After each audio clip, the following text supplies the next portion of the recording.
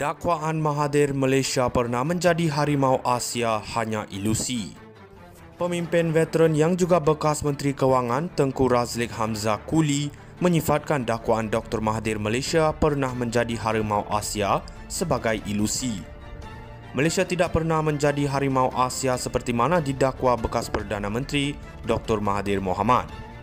Malaysia tidak boleh dianggap harimau Asia ia kerana negara membiayai hampir keseluruhan projeknya, termasuk empangan dan lebuh raya disebabkan pelabur asing menjauhi Malaysia. Ada pihak berpandangan Malaysia telah sampai menjadi negara kaya dan maju tetapi tidak pernah menjadi harimau Asia, itu hanya ilusi. Anda panggil diri sebagai harimau Asia tetapi anda sebenarnya monyet. Anda tidak maju, tegas Kuli. Pendapat Kuli dilihat senada dengan pendapat ahli ekonomi Madeline Burma. Beliau menyifatkan Malaysia hanya layak digelar harimau kecil atau naga kecil. Malaysia hanyalah kuasa ekonomi tahap kedua. Harimau kecil itu mempunyai gigi yang tidak membesar, dakwa Madeline secara sinis. Terma harimau Asia popular digunakan pada 1980-an dan 1990-an untuk menggambarkan kepesatan ekonomi Taiwan, Korea Selatan, Singapura dan Hong Kong. Malaysia dikatakan akan menjadi harimau Asia kelima. Namun pertumbuhan ekonomi negara terbantut susulan krisis kewangan Asia pada 1997.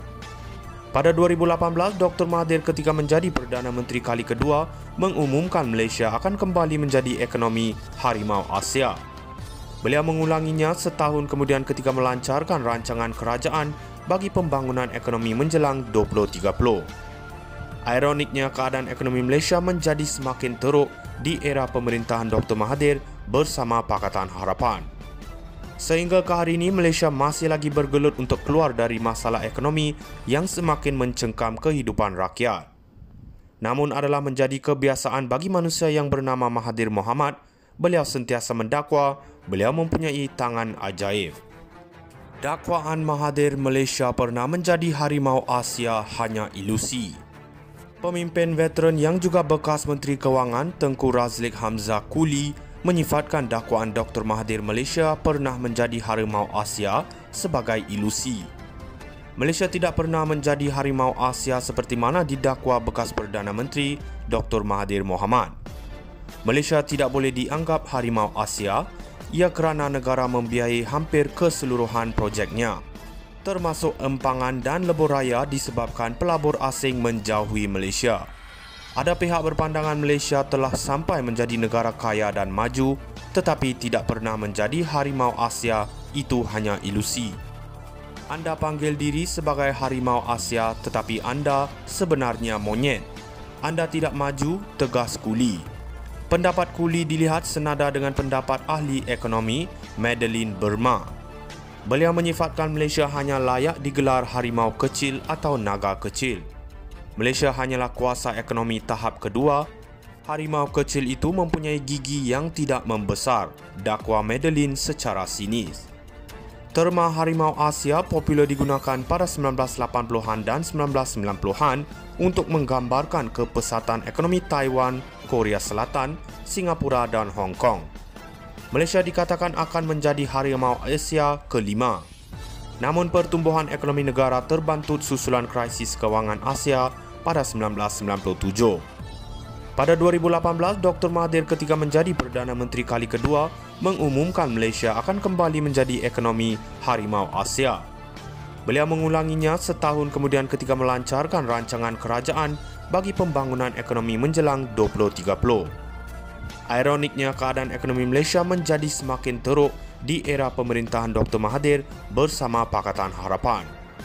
Sehingga ke hari ini, Malaysia masih lagi bergelut untuk keluar dari masalah ekonomi yang semakin mencengkam kehidupan rakyat. Namun adalah menjadi kebiasaan bagi manusia yang bernama Mahathir Mohamad, beliau sentiasa mendakwa beliau mempunyai tangan ajaib. Dakwaan Mahathir Malaysia pernah menjadi harimau Asia hanya ilusi. Pemimpin veteran yang juga bekas Menteri Kewangan Tengku Razlik Hamzah Kuli menyifatkan dakwaan Dr. Mahathir Malaysia pernah menjadi harimau Asia sebagai ilusi. Malaysia tidak pernah menjadi harimau Asia seperti mana didakwa bekas Perdana Menteri Dr. Mahathir Mohamad. Malaysia tidak boleh dianggap harimau Asia ia kerana negara membiayai hampir keseluruhan projeknya, termasuk empangan dan lebuh raya disebabkan pelabur asing menjauhi Malaysia.